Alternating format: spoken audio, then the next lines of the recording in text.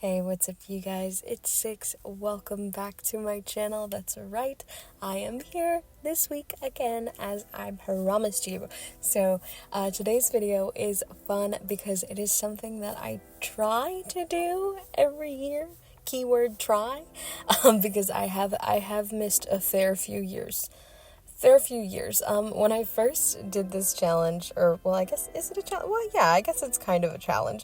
When I first did this prompt, let's say, I did it every single year, but the last couple of years, I be forgetting. I seem to remember, like, every other year rather than every year now. But if you're wondering what that is, it is the first thing that I ever drew in Procreate. So something that I loved to do, starting from the year, obviously, after I got Procreate, was to go back and keep redrawing the same thing, of course, in Procreate again and again. Just seeing, like, how, number one, my style changes over the years, but also, like, how I use the program changes, and, like, things I like to do, and how that affects the overall piece. I feel like it's a really, really good way to track my growth, not even just in a, like, drawing this again sort of thing, but in a using the same program, like first touching the program versus where I'm at now kind of thing. So I really, really like to do it, and I forgot last year, and I think the year before, but I remembered this year. So I obviously wanted to jump back in and record that. I thought that would be, like, kind of a fun way to get back into making videos again. But I didn't want to just come back with a simple draw this again. I wanted to kind of, like, throw a little bit more interest in there, so I decided I would also do a no undo challenge. So if you haven't heard of a no undo challenge before, somehow, some way, essentially, us digital artists, we love our Control Z. I'm not allowed to touch it. I'm not allowed to Control Z. I'm not allowed to double tap. However, I did allow myself some tools that can be used to kind of get things how I'm, wanting them to look. So I've allowed myself the use of the eraser itself, so not an undo, but the eraser. I've allowed myself use of the liquify tool, and I think that's pretty much it, just the eraser and the undo. Or not the undo. Bad word, the eraser and the liquify tool. That being said, if you guys want to see me do a video where I quite literally, like, am trapped with the strokes that I make, aka, like, completely no undo, no liquify, no eraser, any of that, let me know, and I will absolutely do a video in the future. I will not like it, but I will do it. So anyway, this piece. So I've been so, like, on the fence about this particular illustration. It is so strange how I viewed it at the time of making it versus looking at it now. So when I was working on this piece, I hated every single thing about it. I was really, really struggling. Obviously, like, I am such a perfectionist when it comes to making my illustrations and things like that. I will nitpick the tiniest of pixels and, like, scooch them over a tiny bit, or, like, undo them and, like, redraw them again, and, like, just all of these things. And so art takes me a very, very, very long time to get to a place where I really like it. But obviously, since we're in a no undo challenge, I'm essentially stuck with the lines that I put down, even though I can kind of mush them around with the liquify tool and kind of, like, push things back with the eraser. There's really only so much you can do before it starts to kind of look pixelated or blurry or blown out or fuzzy or something like that. So I really have to kind of just, like, stick with what I've got down. I will admit, I did accidentally double tap a few times during this piece, but most of the time I would remember to redo whatever I accidentally undid. I think there's, like, a button to disable touch controls, but I didn't remember that existed until after filming this video. So in my brain, I just was, like, reflexively double tapping on the occasion.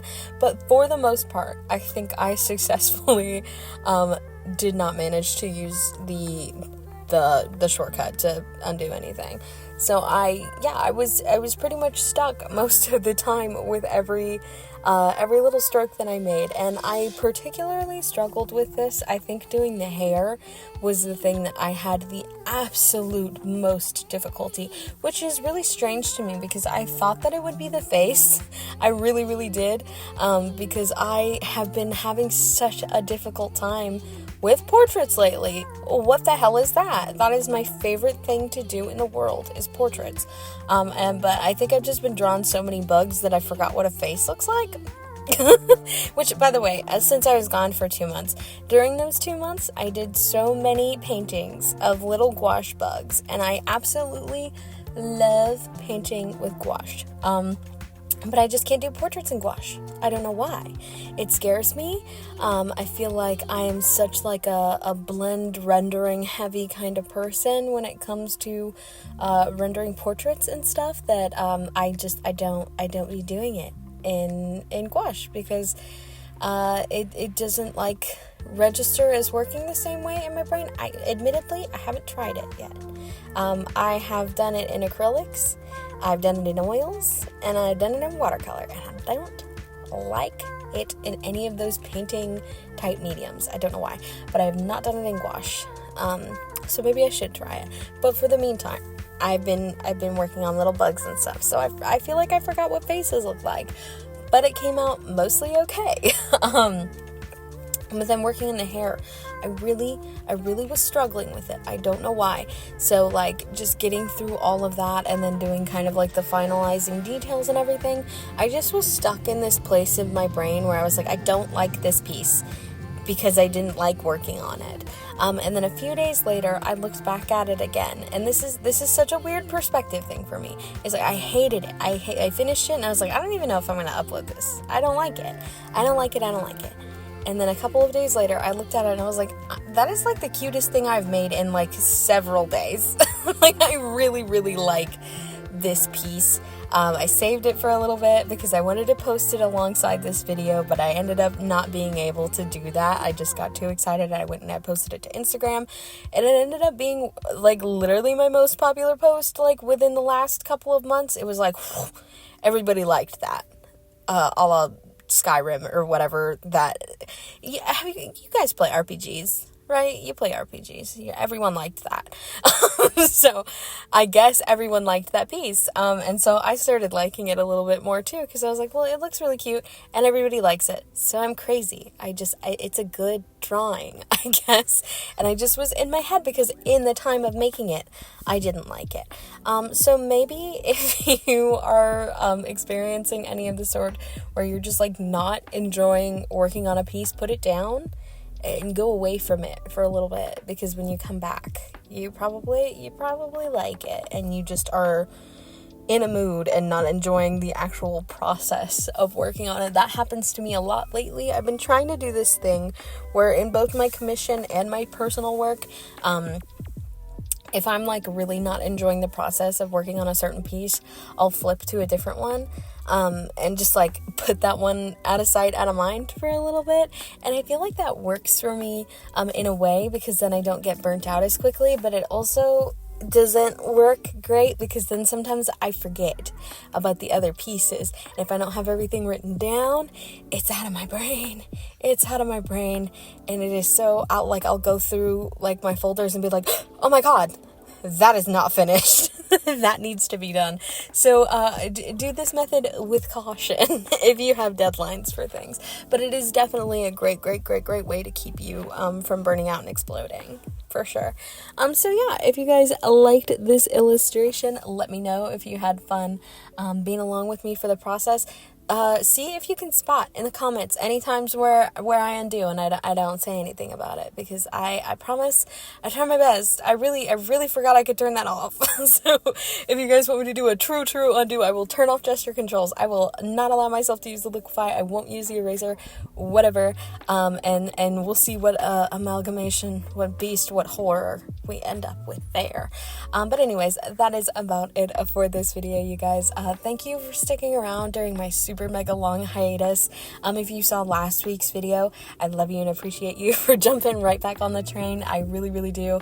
It means so much to me that you guys like my drawings and my work and that you missed me, and I appreciate it. It's really cool. You guys are really cool. You're really awesome. Speaking of really cool, really awesome people, my patrons, they're up on screen right now. I adore them so much. They are the reason I'm able to take 2-month-long hiatuses for no reason other than that my brain got tired. So I love you. Thank you so much for supporting my artwork. I cherish you. I love you so much. If you want to support my work and get cool stuff in the mail and get podcasts every week and like all this other stuff, behind the scenes work when I remember to post it, extra YouTube videos, because they do get an extra YouTube video every single month, just all sorts of stuff, feel free to go check that out over on my Patreon. It's patreon.com/6studios. You guys are amazing. I'm going to stop rambling now. I hope you liked the drawing. I love you guys so much, and I'll see y'all in the next one. Bye.